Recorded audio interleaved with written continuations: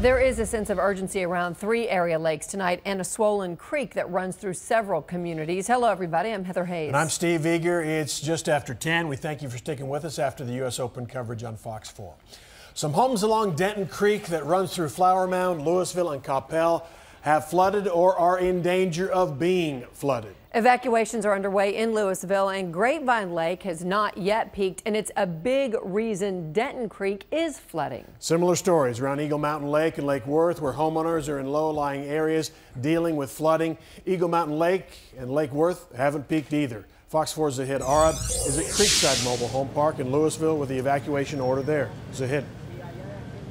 Well, Steve, the city is telling families to prepare to spend at least several days away from their homes. The problem is Denton Creek. Right now, rising floodwaters have already reached the streets, and the fear is soon homes.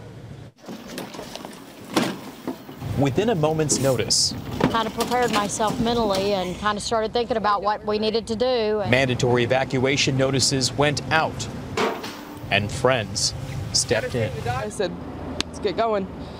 Let's figure out what we need to do. What do we need to do to get you out of here? Now with no power, threatening rising floodwater is forcing Sandy Harrington to condense her most important possessions to what could fit on a friend's trailer. All of our food, put all of our clothing. We put on anything sentimental that we could, computers, TVs, pictures, things that you can't replace. With no flood insurance, the single mom of 3 could lose everything as the Denton Creek creeps closer. Scared, the unpredictable. The emotions, too, seem hard to keep back. Sorry.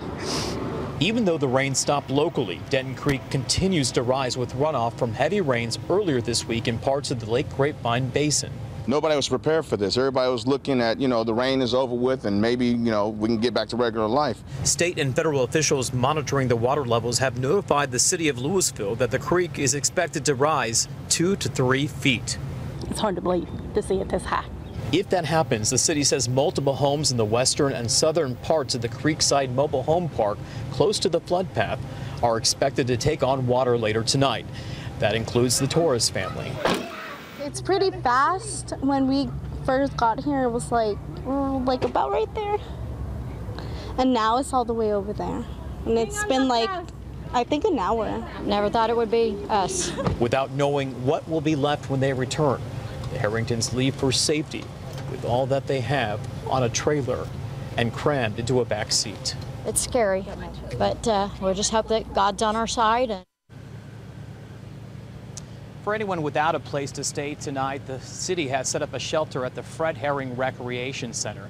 And with many people likely away from their homes, Lewisville police say they're going to have officers patrolling the area to make sure looters stay out. Heather? Well, leaving is scary. We heard them say that there in your story, and I'm wondering at what point they realized, you know what, we do need to pack up and move on.